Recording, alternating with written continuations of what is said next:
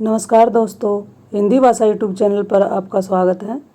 आज हम 35 क्वेश्चन लेकर के आए हैं जो कि किसी भी कम्पिटिटिव एग्ज़ाम के लिए अति महत्वपूर्ण प्रश्न रहने वाले हैं और इन 35 प्रश्नों पर आज हम चर्चा करने वाले हैं जो कि बहुत ही इम्पोर्टेंट प्रश्न हैं। चलिए शुरुआत करते हैं।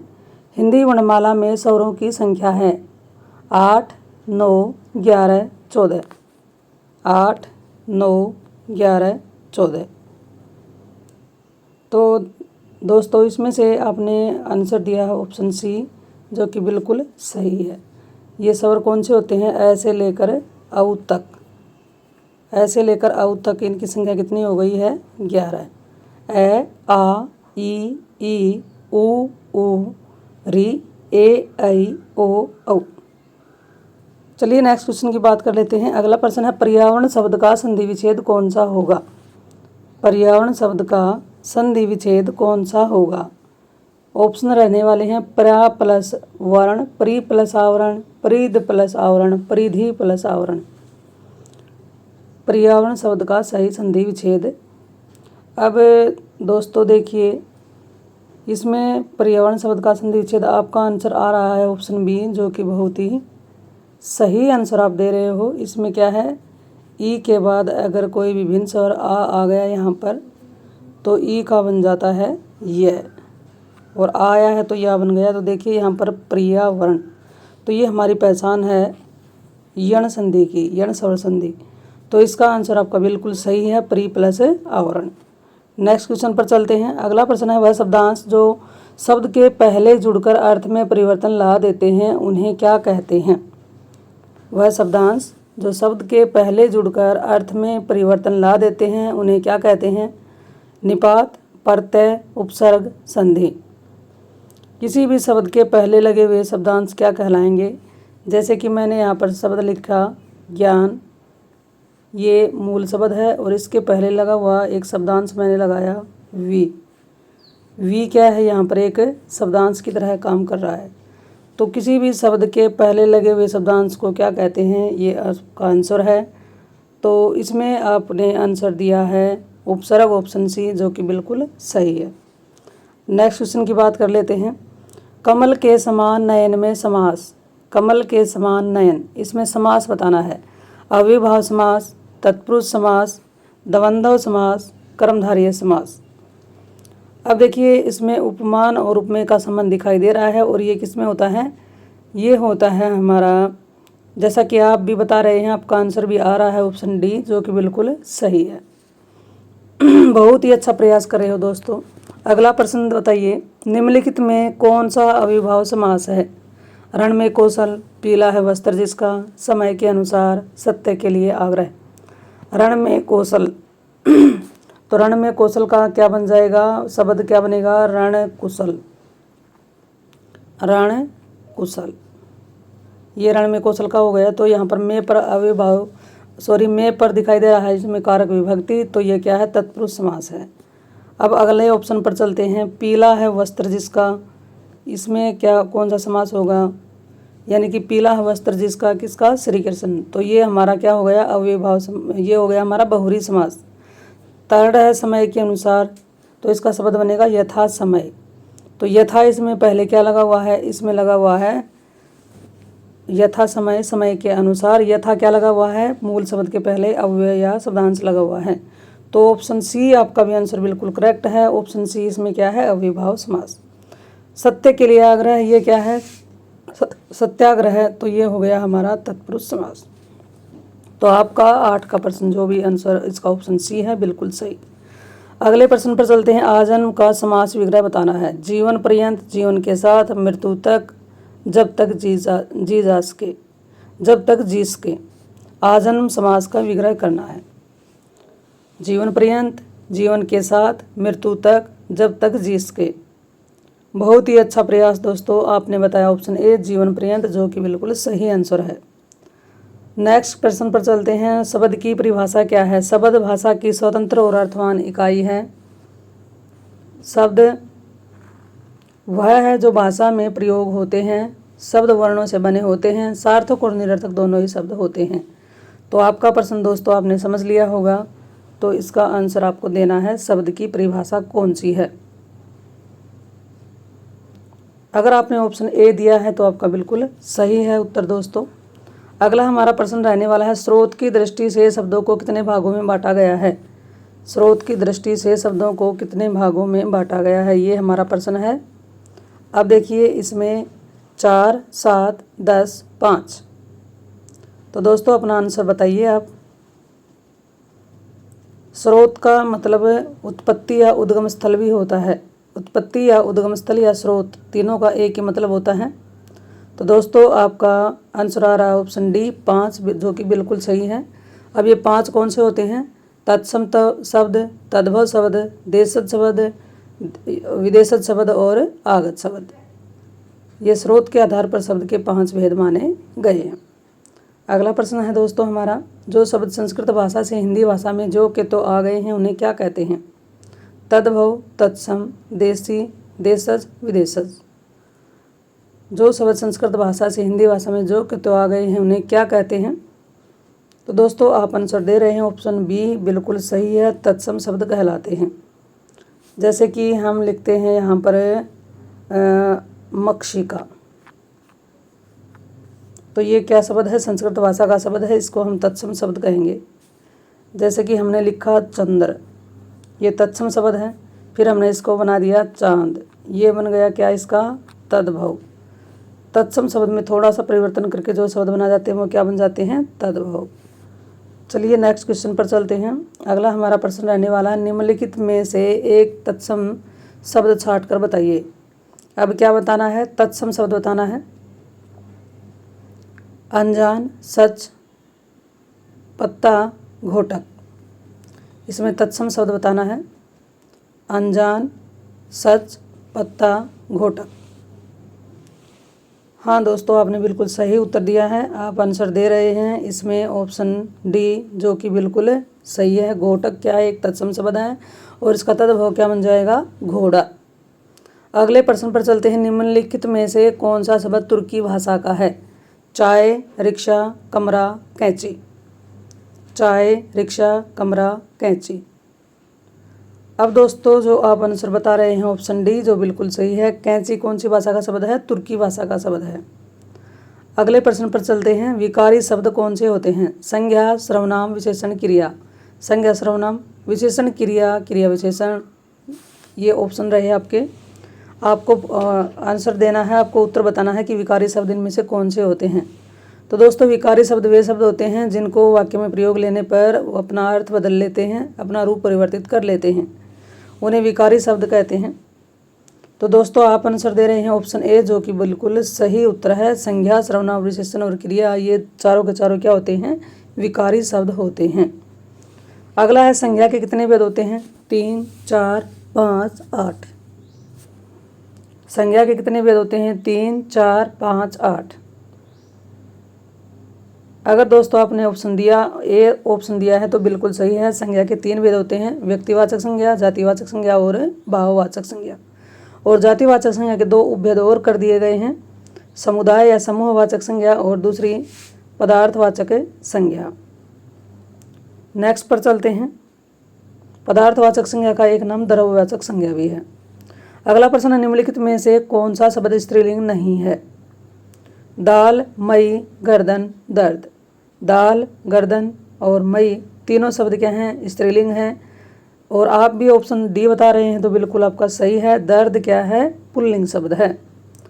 अगले प्रश्न पर चलते हैं। अगला हमारा प्रश्न है, निम्न में हिंदी, प्रश्न देखिए, प्रश्न हमारा है, हिंदी में वचन के कितने भेद होते हैं? 2, 3, 4, 5।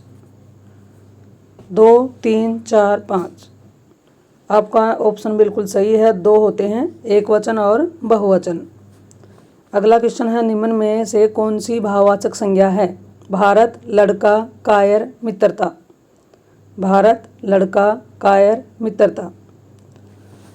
अब देखिए इसमें भाववाचक संज्ञा बताना है। आप आंसर दे रहे हैं मित्रता, जो कि मित्र से बनाया गया है। बिल्कुल सही उत्तर है मित्रता। अगले प्रश्न पर की बात कर लेते हैं। अगला हमारा प्रश्न है, देश को हानि जयचंदों से होती है, रेखांकित में संज्ञा बतानी है। बहुत ही महत्वपूर्ण प्रश्न रहने वाला है ये। देश को हानि जयचंदों से होती है, रेखांकित में संज्ञा है। दोस्तों जल्दी से जल्दी बताने का प्रयास करें। जातिवाचक संज्ञा, व्यक्तिवाचक संज्ञा, भाववाचक संज्ञा या द्रव्यवाचक संज्ञा। देखिए दोस्तों, इसमें दो आंसर आ रहे हैं, लेकिन आपका डाउट मैं क्लियर कर देती हूँ। अब देखिए, जयचंद व्यक्तिवाचक संज्ञा है, लेकिन जयचंदों जब व्यक्तिवाचक संज्ञा बहुवचन के रूप में प्रयोग में आ जाती है तो वह व्यक्तिवाचक संज्ञा उस समय बन जाती है जातिवाचक संज्ञा। मेरे बहुत सारे दोस्तों का आंसर आ रहा है जातिवाचक संज्ञा। आपको बहुत बहुत बधाई। ऑप्शन ए इसमें बिल्कुल आप सही बता रहे हो। अगले पर चलते हैं। कर्ता के लिंग का पता न होने पर क्रिया होती है। वचन के अनुसार, स्त्रीलिंग में, पुल्लिंग में, कर्ता के अनुसार। कर्ता के लिंग का पता न होने पर क्रिया होती है। क्रिया हमेशा क्या होती है? बहुत ही अच्छा आंसर, जवाब सी ऑप्शन वाले, बिल्कुल आपको बधाई। पुल्लिंग में जब कर्ता का पता नहीं चले कि कर्ता क्या है, कर्ता पुल्लिंग है कि स्त्रीलिंग, तब कर्ता को क्या मान लिया जाते हैं? पुल्लिंग मान लिया जाता है। अगले प्रश्न पर चलते हैं। अगला हमारा प्रश्न है, निम्न में स्त्रीलिंग शब्द कौन सा है? पानी, दूध, तेल, ठंडाई। स्त्रीलिंग शब्द बताना है।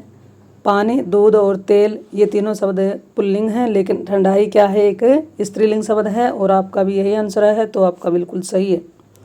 अगला है, गरीबों को वस्त्र दो वाक्य में कारक बताना है। कर्ण कारक, अपादान कारक, संप्रदान कारक, कर्म कारक। गरीबों को वस्त्र दो में कारक बताइए। तो इसमें दोस्तों आपका आंसर आ रहा ऑप्शन डी, जो कि बिल्कुल सही है, कर्म कारक है। को किसकी पहचान होती है? कर्ता के तुरंत बाद जब को आता है तो कर्म कारक की वो पहचान होती है। आपका आंसर बिल्कुल सही है।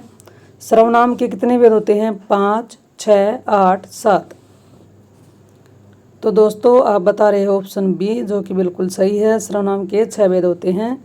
पुरुषवाचक सर्वनाम, निश्चयवाचक सर्वनाम, अनिश्चयवाचक सर्वनाम, प्रश्नवाचक सर्वनाम, संबंधवाचक सर्वनाम और निजवाचक सर्वनाम। चलिए अगले पर चलते हैं। अगला हमारा प्रश्न है, तुम्हें क्या चाहिए? रेखांकित शब्द का सर्वनाम भेद है। क्या को बताना है? निजवाचक है, प्रश्नवाचक है, संबंधवाचक है, निश्चयवाचक है। तुम्हें क्या चाहिए? आपका आंसर बिल्कुल सही है, प्रश्नवाचक सर्वनाम के अंतर्गत आता है। मीरा ने आधा लीटर दूध पी लिया में विशेषण बताना है। कौन सा इसमें विशेषण है? मीरा ने आधा लीटर दूध पी लिया, इसमें विशेषण शब्द बताना है। गुणवाचक है, संख्यावाचक या परिमाणवाचक या सार्वनामिक। आधा लीटर दूध, अब दूध देखिए, दूध को हमें गिन नहीं सकते, इसको हम तोलते हैं, मापते हैं। तो माप और तोल वाली जितनी भी इकाइयाँ होती हैं वह सब होती हैं परिमाणवाचक में। तो आपका आंसर बिल्कुल सही आ रहा है, परिमाणवाचक विशेषण आप बता रहे हो, बिल्कुल सही उत्तर है आपको। अगला प्रश्न है, नल बूंद बूंद टपक रहा है वाक्य में रेखांकित क्या है?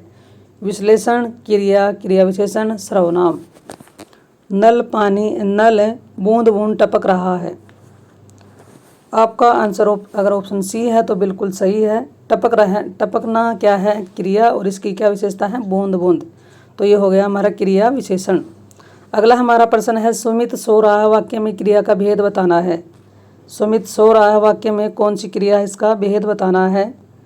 तो ऑप्शन सुनिए, अकर्मक, सकर्मक, प्रेरणार्थक और द्विकर्मक क्रिया। अब देखिए, सुमित सो रहा है, इसमें कोई भी काम हो नहीं रहा, कोई भी कर्म की आवश्यकता पड़ नहीं रही, तो आपका आंसर बिल्कुल सही है, अकर्मक क्रिया। आपने जो बताया है अकर्मक क्रिया, अकर्मक वाला बिल्कुल सही है।